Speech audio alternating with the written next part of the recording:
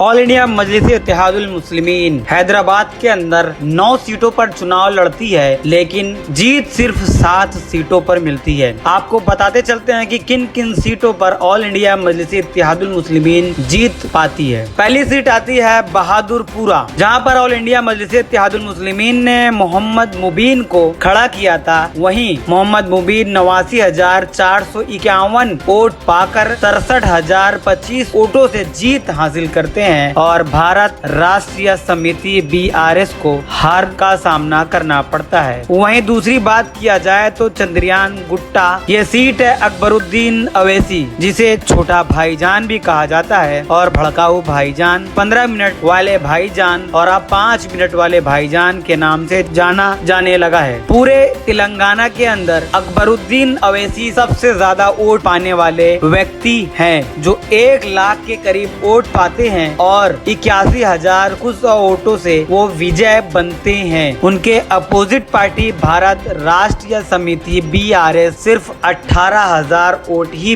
पाती है। पूरे तेलंगाना में चंद्रयान गुट्टा से अकबरुद्दीन अवैसी सबसे ज्यादा वोट पाने वाले व्यक्ति हैं। तीसरा आता है चार मीनार, जो हैदराबाद की सबसे पहली जीत यहीं से AIM को मिलती है। वो है मीर जुल्फिकार अली वाली सीट चार मीनार, जिसे 49,000 वोट मिलता है और 22,000 वोट से विजय पाते हैं और ये हार भारतीय जनता पार्टी को देखना पड़ता है। अगला सीट है कारवान, यहाँ से कौसर मुइनुद्दीन जीत हासिल करते हैं ऑल इंडिया मजलिस-ए-इत्तेहादुल मुस्लिमीन। ये एक ऐसी सीट थी जहाँ पर AIMIM के चाहने वालों की सभी की सांसें रुकी हुई थी। करीब 5 बजे तक कौसर मुइनुद्दीन ये सीट हार रहे थे, लेकिन अचानक 40-45 हजार वोटों से ये अपनी बढ़त बनाते चले जाते हैं और करीब 7 बजे ये विजय पा जाते हैं। अगली सीट की बात करते हैं हम। अगली सीट आती है हैदराबाद की मलकपेट।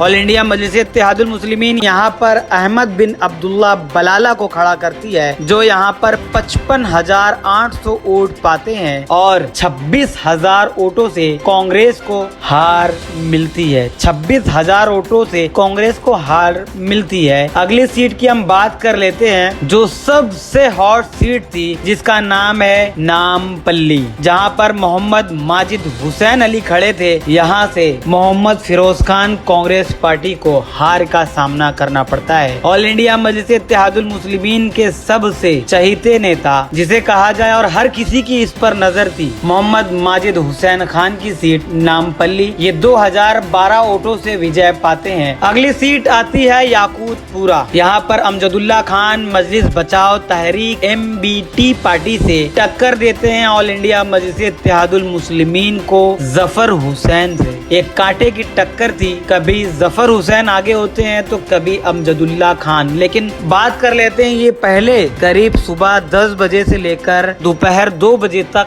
ये सीट आगे चल रही थी भारतीय जनता पार्टी के पास, लेकिन अचानक अमजदुल्ला खान और ऑल इंडिया मजलिस-ए-इत्तेहादुल मुस्लिमीन में टक्कर होती है। होने के बाद अमजदुल्ला खान को शिकस्त होती है और जफर हुसैन ऑल इंडिया मजलिस-ए-इत्तेहादुल मुस्लिमीन से जीत हासिल करते हैं। ये रही टोटल ऑल इंडिया मजलिस-ए-इत्तेहादुल मुस्लिमीन की 7 सीटें। और 2 सीटों की बात कर लेते हैं, जहां पर असदुद्दीन अवैसी ने खड़ा किया था, राजेंद्र नगर और जुबली हिल्स थे। हम जुबली हिल्स की बात कर लेते हैं, कितना वोट मिला, कहां पर कितने क्या चीजें रही हैं। राजेंद्र नगर से BRS पार्टी जीती है, यहाँ पर शिकस्त पाती है BJP। ऑल इंडिया मजलिस-ए-इत्तेहादुल मुस्लिमीन यहाँ चौथे स्थान पे थी। BRS यहाँ पर 1,21,700 वोट पाती है, तो वहीं मजलिस-ए-इत्तेहादुल मुस्लिमीन 25,670 वोट पाती है। 96,000 वोटों से AIMIM को राजेंद्र नगर से मंदागिरी स्वामी यादव, जो यहाँ पर खड़े थे, ऑल इंडिया मजलिस-ए-इत्तेहादुल मुस्लिमीन ने इनको टिकट दिया था, 25,000 वोट पाते हैं। 96,000 वोटों से इनको शिकस्त मिलती है। वहीं हम बात कर लेते हैं जुबली हिल्स की, जहां पर अभी की अपडेट के हिसाब से देखा जाए तो यहाँ पर सिर्फ 26 राउंड है, 16 राउंड हुआ है।